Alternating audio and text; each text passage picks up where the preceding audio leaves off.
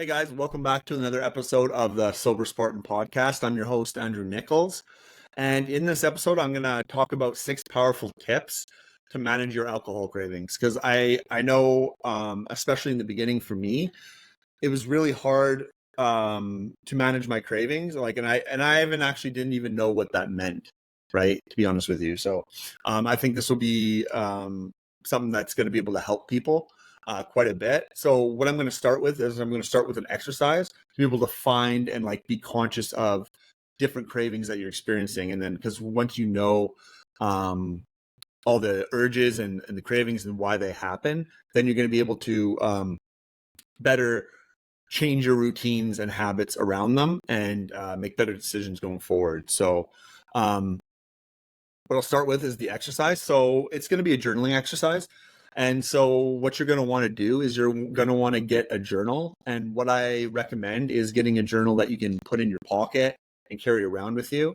And, then you can have a pen or whatever, and then you can write this stuff down in real time.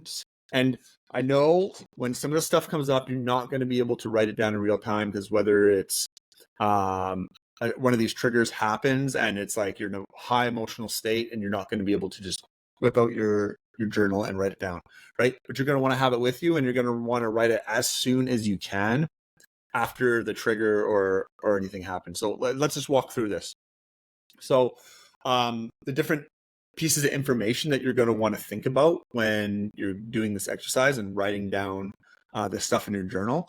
There's going to be 9 different things. Okay. So the first thing is going to be, you're going to want to write down the time and place. So when and where the craving occurred. That's the first thing you're going to want to do. Number 2, you're going to want to make sure to write down what the trigger was. So what happened just before you felt the urge. So this could be an event, maybe it's a person, a feeling, some sort of specific situation, and then you're going to want to write that down. And don't worry if you're kind of unsure about what to write in these areas. I'm going to have examples after I go through these 9, and I'll go right into the examples after that, just to make things easy for you, and that way you know kind of an idea of what to write down if you're unsure. So don't worry, we'll get to that. And so number 3, you're going to want to write down your emotional state. So how are you feeling when the craving started? And so some common emotions that you might write down might be you're stressed, maybe you were bored, anxiety, loneliness, happiness, whatever it is, whatever you're feeling emotionally, write that down. The next one, you're going to want to write down the intensity of the craving. So this is going to be on a scale of 1 to 10. So number 1 being the craving it was nothing. It was just like, blah, like you kind of felt it, but it's not really anything to worry about. Number 10 would be that you want to kill your mother for a drink, right? So it's really strong, right? And so what I found with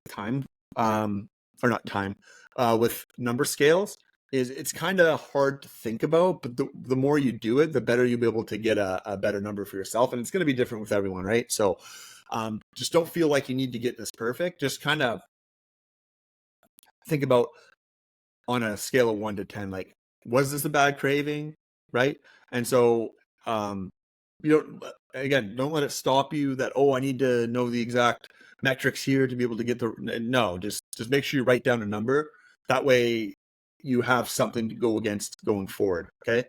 So that was number 4. Number 5 will be your thoughts. You're going to want to write down your thoughts. So what were you thinking at the time when the craving showed up? So you're going to write down specific thoughts that you had. So different realizations or rationalizations that you were using for drinking, anything like that, anything that came to your mind as soon as you identified the trigger or the reason or the craving. So thoughts that came to mind, just write that down. This is going to be all good information for you. The next one, you're going to want to kind of think about the physical sensations you're feeling. So, and even like I'm talking about this right now, and then you're thinking back, you're like, oh, I don't even know what I was physically feeling. And that's normal. That's completely normal because oftentimes, like, you're not going to be consciously aware. It's just you're going to be going through your day and not even know that you're feeling physical sensations, right? And even on the first couple times when you go to write this stuff down, you might not even like register it. But if you keep doing it and put it into your conscious mind, then you'll be able to better pick up on the different physical sensations that you feel when you're getting these cravings. So if nothing comes up the first bit, don't worry, just keep working at it and keep trying to keep it consciously so you're able to pick up on those sensations. But so some of these sensations, like just for some examples, might be maybe you got a dry mouth, your heart rate increased, maybe you got a headache, something like that. And then so write that down. That's number 6. Number 7, you're going to want to write down what was the action that you took. So, and again, this is a journal. This isn't meant for somebody else to read. Like maybe if you're working with somebody, like maybe a sponsor from AA or a friend or family member or a coach or something like that, then maybe in that case, you might share it with them so they can help you walk through what to do. But if you're just doing on this, it's just for yourself, it's like a journal, just so you can use as a tool in your tool belt to be able to make the best possible decisions going forward. So don't worry about judgment or anything. Just be straight up. Like, so if the action you took from this craving was to go out and a drink, make sure that you write that down. Okay, because it's going to be really important to kind of identify these triggers and which ones more often led you to drink. Okay, so make sure to write that down. And then if it was something else and you were able to switch out the drinking behavior for something else, so maybe you went for a walk, or you talked to a friend, or you maybe even this journaling exercise was something that you did instead of drink, anything like that. Just the action you took after you felt the craving and went through the trigger. Okay. And then number 8, you're going to want to like, what was the result of your action? So like, how did you feel afterwards? Right? You're going to want to write down about the outcome of what happened. Right? So say, for example, that you gave in and you went for a drink. It's like, okay, well, what was the result of that? Like, did any good come of that? What were the bad things that happened? How did you feel? Right? And make sure to write that down. And same thing, if you went for a walk, how did that feel? Like, was that good that you did that? Was it working? Did it help knock the craving back? Because at the end of the day, this is not going to be a one size fits all. So maybe, say for example, I go for a walk, that helps me. Maybe you going for a walk, that's not going to help you at all, right? So you got to test different things that you can use that might work for you, because we're all different. It's definitely not a one size fits all journey. So it's going to be probably a bit of experimentation. And don't worry, like if you're not sure the different things that you might be able to use as different action steps to put in that piece, that's what this episode's about. I'm going to be going through different stuff through there. I just thought it was good to start with this exercise, because then everything I'm going to talk about is going to be things that you can put in place for the action after you feel the craving. So we'll get into that. Don't worry. So after you go through the outcome, that was 8. Number 9 will be, you're going to want to reflect on the experience. So you're going to want to write down what worked well in managing the craving, maybe what you can do differently next time, something like that, and just kind of work through. It's like, okay, was this productive? Was this the best thing to do? If it was or wasn't, then maybe, what could I do to make it better next time, right? And so, like I said, I'm going to go through some examples. So these are just examples, and they're random, whatever. But it's just give you an idea of what you might write down in each of those sections. Okay, because at the end of the day, if you listen to this podcast for any amount of time, or you've watched any of my social media content, anything like that, you're gonna know I'm super into reducing the friction going forward. So I just want to make this as easy as possible as for you to be able to follow this. And again, another thing that I want to stress to you too is you can listen to this, but if you're not taking action, then what good is having information that you're not going to use, right? So what I'll do is I'll put something together that kind of lists this out, and I'll have I'll have the examples, and I'll have the like description of the sections, and I'll put this into this episode so you can just literally follow it, and then you can set up your journal page with everything that I have here, just to make things easier for you. Anyways, so number one was time and place. So for this example, we're going to write 7 o'clock at night. You're at home. Okay. And then the trigger is you had an argument with your partner. And then your emotional state, how did that make you feel? Okay, so you're feeling angry and stressed, for example. Obviously, you can use whatever you were feeling, but these are just examples. And then you're going to want to write your intensity of the craving. So on the scale of 1 to 10. So in this case, we'll use 8. So 8 out of 10 because it was really stressful. It really, really, really made me want to drink. And so the next one will be your thoughts. So what came to mind? It's like, oh, I need a drink to calm down. So write that down. The next one will be physical sensation. And like I said before, you might not remember or depending when you can get to this journaling activity, if it's something like argument with a spouse, maybe you can't just pull out a journal right away. But just make sure to try to keep this conscious when different triggers like this happen in your life, to be able to kind of recall stuff like this, right? Because you might not even be able to like think about like what kind of physical sensations you felt in the past, and you're gonna really have to keep it consciously. Because I know I've been through doing this stuff, and I wasn't able to pick up on any physical sensations right away. I had to do it a few times before I was able to pick up on it. But the example here we'll use is maybe you had tense muscles, your heart started racing, something like that. And then now we're going to go to the action taken.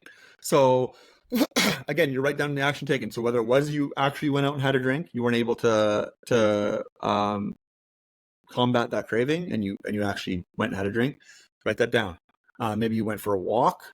Maybe you did some sort of deep breathing exercise. You can even write down like, okay, I had an argument with my spouse, and I went and I did this journaling exercise so I can think it through. Maybe that might be one of the action steps you took. Okay, because that could be helpful too. So you're going to want to think about the outcome. That's number 8. So maybe you're right. I felt more relaxed, and the craving reduced to a 3 out of 10 instead of the initial 8 out of 10. And then that you were more easily able to get through it. And then you're going to want to do the reflection. So say you went for a walk, then you're right. Going for a walk helped, but I think I should also try calling a friend next time. Okay. And this might look different for you. Maybe I went for a walk, and maybe I should try deep breathing exercise next time or something. Okay. But just make sure to do the reflection on this. And so that's the first thing to do is to get in the journal and go through all that stuff. Okay. So here's some of the techniques that you can change your routine. So if you've listened to my podcast before, I like to talk about habit formation. Specifically, I'll usually either reference Atomic Habits by James Clear or The Power of Habit by Charles Duhigg, both that are good reads that I suggest you pick up if you want to know how to change habits, form new habits, and just get a better general understanding about how fundamental and foundational habits are, and especially with like if you're trying to get sober too, right? They're super, super important. So one of the things that I got out of the book, The Power of Habit by Charles Duhigg, is the way that we change habits going forward. It's super, super hard to start a brand new habit from scratch. So the best thing to do is, because you got the connections in your brain already for habits you already have. So the way to change them is through a cue, and then a routine, and then a reward. So the best way to do it is you're going to want to change the routine, right? So you need to identify the cue, which is what we're doing here. This is the journaling exercise, so we know what the cue is. And then we're going to want to think about what the rewards are for that action that we took. So say, for example, you had a hard day at work, and then you came home. A hard day at work, a hard, stressful day at work, that's the cue. Then you came home and you poured yourself a drink. That's the routine. And then the reward is you're relaxed. Okay. So maybe next time you had a stress day at work and you came home, and instead of pouring that drink, the routine, you go for a run or you talk to a friend or something like that, that gets you the same reward of being relaxed. Because if you're able to change that routine, you've already got all the framework for the cue and the reward.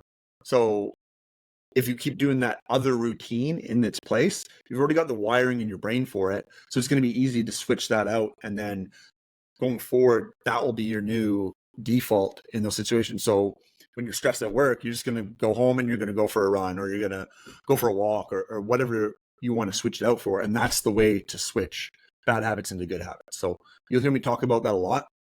So what I'm going to be going through, these different things that are going to help you are kind of things that you can change the routine, right? And so then you just got to figure out what your rewards are, and kind of match those, the cue and reward, and sandwich that routine. So the next thing I'm going to talk about is a breathing exercise. And so this is a breathing exercise I learned from someone named Dr. Andrew Huberman, and he calls it the physiological sigh. And so basically what this is, it's a way to reduce the stress in your body almost instantly. And so I'm going to link to a video of him talking through it, because he can do a better job than me, but I'm going to kind of go through it right now. So if you're feeling stressed, what you're going to want to do is the breathing technique. So how it starts is you breathe through your nose. And then after you breathe that first initial breath through your nose, then you're going to want to breathe fast and then let it out like this. So, and you're going to want to do that multiple times in a row. So I'd say a minimum of 3, but you can do it as many times as you need to reduce the stress, and you'll be able to feel it, right? Because I was like, that's not going to work. I was like, what the hell? And then I actually did it, and I shit you not, like it reduces the stress, and it's a really powerful technique that I use all the time. And you're going to be able to lower your stress in real time. Like there's so many times where, because I used to be an anger case and stuff like that. So even like if somebody in traffic is like not using a turn signal, I get pissed off. But then I do this breathing technique. My stress levels go down, and I'm like, oh, okay, it's not that bad. All right. So this is going to be a really powerful technique. And again, I'll link a video for Andrew Huberman talking about it, because he does a little bit better job of me than me of explaining it. But it's definitely a powerful technique that you can change and put into a routine to change those bad drinking habits. The next one is another super powerful one. I was only kind of talking about it. It's physical activity. So like I mentioned before, one of the routines that you can do instead is go for a walk, go for a run. Maybe you can lift some weights, something like that, right? Because physical activity is just like, it's something to move your body, something to boost your heart rate. Like it releases endorphins, which can improve your mood and reduce intensity of the cravings, right? It's just one of those things that can help you reduce your cravings. And not only that, but it's a good other routine to put in the middle. So to get you those different rewards, like reduce stress or that kind of thing, right? So it's another thing just to put into your tool belt to be able to do going forward. And then not only that, but you'll, like, the more you exercise and stuff like that, the better you look, the better, like, you look better, you feel better, all that kind of stuff. There's so many benefits to physical exercise that I cannot stress it enough. That's why my 3 pillars are sleep, diet, and exercise. Exercise is one of the pillars because I think it's one of the most important things you can do to feel the best you can feel. Okay. And so number 3 is different types of mindfulness and meditation. And so there's going to be so many different benefits that you can use to this, but this is great to reduce stress, and then regain your focus, all that kind of stuff, right? So there's different apps and stuff that you can use for meditation. And then another thing to note too is if you have ADD, ADHD, and your attention is all over the place all the time, like you can get distracted like crazy. The more you do meditation and different things that you're just focusing on one thing, and every time your mind wanders, you just bring it back to that sole focus. and it's good. And a lot of people say, "Oh, I can't do that. My mind always wanders." That's good, because that means every time your mind wanders, it gives you an opportunity. It's almost like a rep in the gym. So when you're thinking on one thing, just your breath, and then your mind goes off into whatever the fuck your mind is thinking about, that's good. And then you just got to be conscious of it. Don't judge it, and just bring it back to the breath. And every time you do that, it's like a rep for your focus. Okay. And I am super squirrely brain. I still am. But I think meditation is one of the things that's helped me most for my focus. So it's definitely something that I would think about doing, especially if you have a squirrely mind. But it definitely reduces stress, all that kind of thing. There's an app that I use that kind of got me into it, and it's really good at, there's different kinds of meditation. So just like everything else, it's like not a one size fits all. You might not want to just do the normal focus on your breath meditation, right? You might want to try out different types of meditation. So one of the apps that I got, it's called the Balance app, and I'm not affiliate, anything like that. But I ended up getting, because they offered a full year using the app, and they walk you through, like, there's literally a guide that's guiding you through these different meditations that I found super, super helpful. So if you're looking at getting more focused, reducing stress, that kind of stuff, managing your emotions, then I would definitely go get the Balance app and go check it out. And I don't know if it's still free. The last time I looked, it was still free for a year. So I definitely take advantage of that and sign up and get going on that. Number 4.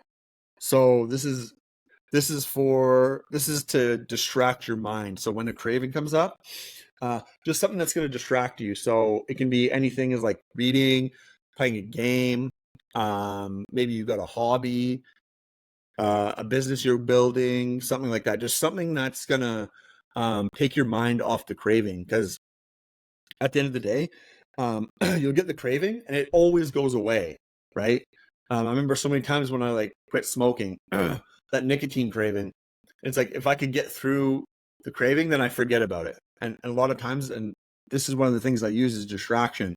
So for me, I used physical activity myself for distracting myself, or I had all kinds of different things. Like I was a commercial crab fisherman when I first got sober too. I smoked for the first couple of years on the boat, but then I slowly got away. I started smoking cigars, but then I stopped. And what helped me was the distraction of just constantly working. Because I don't know if you've watched commercial crab fishing shows, Deadliest Catch or anything, but it's just like that. It's like I was constantly working, so I always had my mind occupied. Like, even though it was monotonous, repetitive work, my mind was just off of it, right? So if you're able to distract your mind, that's going to help getting through the cravings. And then, so for the last one here, number 5, it'll be talking to somebody. So you can call a friend, a family member, support group member, a coach, whatever the case may be, and just talk about your feelings, just talk about like your thoughts, anything like that. Because sometimes when you're just talking about it, when no craving comes up, then again, that's another form of like distracting the mind, right? Because then you'll get the support, stuff like that. You won't feel like you're just battling this out on your own.